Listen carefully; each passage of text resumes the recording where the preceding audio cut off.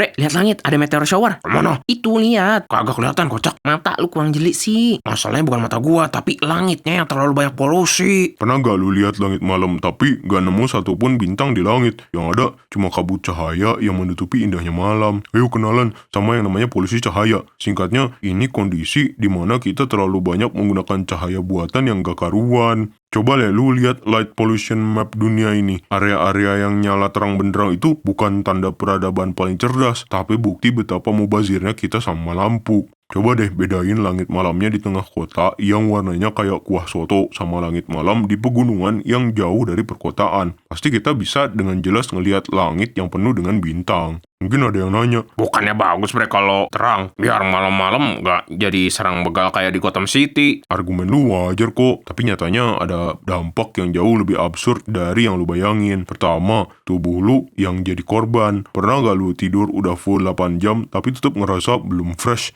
Mungkin aja itu efek dari kamar yang terang atau cahaya lampu yang masuk dari jendela. Alhasil, hormon melatonin lu ngambek. Hormon yang menentukan kualitas tidur ini cuman mau keluar kalau suasana kamar lu gelap gulita. Jadi, kalau lu hobinya tidur terang-terangan, tubuh lu gagal mendapat fase restorasi yang sempurna. 2. Uang melayang. Coba perhatiin desain lampu jalanan di sekitar lu. Banyak yang bentuknya bohlam terbuka tanpa tudung penutup atas. Hasilnya, cahaya dari lampu menyebar kemana-mana, termasuk ke langit malam. Jadi, lu sadar gak sih, kalau kita bayar pajak dan listrik cuma buat menerangi awan yang gak butuh penerangan sama sekali. 3. Satwa malam kena prank. Hewan-hewan malam itu navigasinya memakai petunjuk alami kayak bulan dan bintang. Gara-gara efek pendaran cahaya kota, burung migrasi bisa disorientasi dan nabrak gedung. Penyu baru menetas malah jalan ke atas jalan raya bukan ke laut, dan rantai makanan hewan nokturnal langsung berantakan.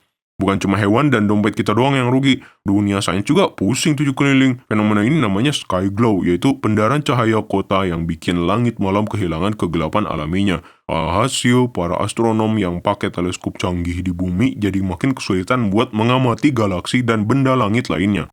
Secara gak langsung, kita manusia perlahan kehilangan akses buat mendokumentasikan dan mempelajari alam semesta dari tanah kita sendiri.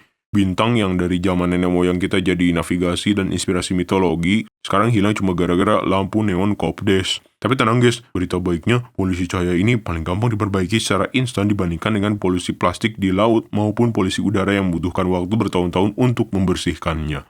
Ada 3 tindakan mudah yang bisa lu coba sekarang. 1. Pakai lampu yang ada tudungnya. Pastiin lampu luar kamar lu itu ngarahnya ke bawah, bukan nyebar ke rumah tetangga. 2. Ganti warna lampu. Pakai lampu yang bisa diatur temperaturnya ke warna yang hangat buat di luar ruangan. Cahaya putih atau biru itu perusak paling parah buat hormon dan langit malam. 3. Matikan lampu yang gak perlu. Lampu dekoratif kayak lampu tidur atau lampu taman yang gak kepake kalau tengah malam, mending matiin aja dah. Bukan cuma buat hemat biaya listrik, tapi bisa juga buat mengurangi polusi cahaya. Jadi, kegelapan malam itu bukan sesuatu yang harus kita takuti, tapi merupakan warisan alam yang wajib kita jaga kelestariannya. Kita butuh kegelapan buat istirahat, ekosistem, dan pengingat kalau kita itu cuma titik kecil di alam semesta yang luasnya gak bisa kita bayangkan ini. Kalau di daerah kalian langitnya masih kelihatan bintang-bintang gak? Atau cuma kelihatan awan doang? Coba tulis pengalaman kalian melihat bintang di kolom komentar. Jangan lupa like, subscribe, follow, dan share ke teman-teman kalian yang hobinya tidur pakai lampu tidur.